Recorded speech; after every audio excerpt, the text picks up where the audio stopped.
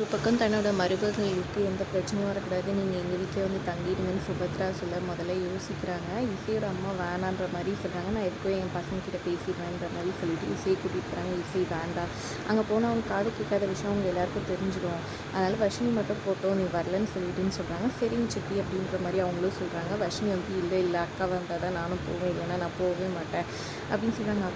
அதில் என்ன பிரச்சனை இருக்குது, அதுதான் ஃபேமிலியோடு கூப்பிட்றாங்களே, நம்ம எல்லாருமே போயிடலாம், அதனால நம்ம எல்லோரும் சமாளிச்சுக்கலாம், ப்ளீஸ்மா போகலான்னு சொல்லிட்டு பண்ணேன். சரி ஓகே அவங்களும் ஒத்துக்கிறாங்க. இங்கே அதுக்குள்ளே சுபத்ரா வந்துட்டு அந்த ஜாதக இது வச்சுருந்து அந்த ஃபோட்டோ பார்த்துடுறாங்க.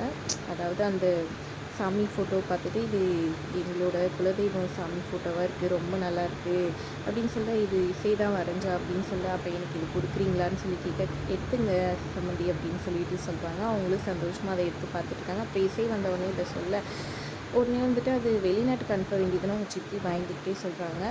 பரவாயில்ல இருக்கட்டும், இன்னொன்று வரைஞ்சிக்க சொல்லலாம் இசையை அப்படின்ட்டு அவங்க அப்பா சித்தப்பா சொல்லி எடுத்துக்க சொல்கிறாங்க. சரின்ட்டு இவங்களும் எடுத்துகிட்டு போயிடுறாங்க. உடனே பயந்துக்க ஆரம்பிச்சிடுறாங்க. ஐயோ ஜாதகமும் அங்கே போயிடுச்சு, இப்போ நம்ம அவங்க கூட போனால் மட்டும்தான் இந்த ஜாதகத்தை இது பண்ணி எடுக்க முடியும், இல்லைன்னா நம்ம மாட்டிப்போம்னு சொல்லிட்டு சரி வந்துடுறோம், என் பசங்களும் ஒத்துக்கிட்டாங்கன்ற மாதிரி சொல்லிடுறாங்க. அப்புறமா முதல்ல நான் என் மருமகளை கூட்டிகிட்டு போயிடுறேன், பின்னாடி உங்களுக்கு என்ன திங்ஸ் வேணுமோ எடுத்துக்கிட்டு வந்துடுங்க நீங்கள் எல்லாரும்னு சொல்லிட்டு கூட்டிகிட்டு போயிடுறாங்க. இங்கே ஆரத்தியெல்லாம் கரைச்சி வைக்கிறாங்க.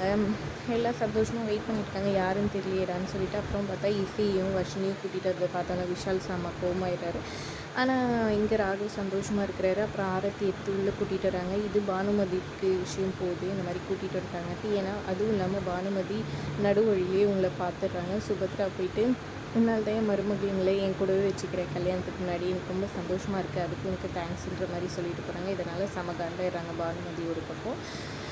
ஆனாலும் வேறு வழி இல்லாமல் வந்துட்டு அமைதியாக வந்துட்டு போயிடுறாங்க. இங்கே வந்தவுடனே வந்துட்டு பானுமதி அடுத்ததாக ஒரு பிளானை போடுறாங்க. அடுத்ததாக ஒரு டெண்டர் எடுக்க போகிறாரு ராகவ்.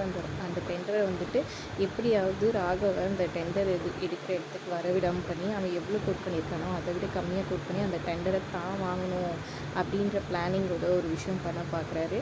இங்கே அவுட் ஹவுஸை போய் க்ளீன் பண்ணுறதுக்காக இசைக்கு ஹெல்ப் பண்ண சொல்லி விஷாலை அனுப்பிச்சி வைக்கிறாங்க சுபத்ரா. அதோட எபிசோட் முடியுது. தேங்க்ஸ் ஃபார் வாட்சிங்.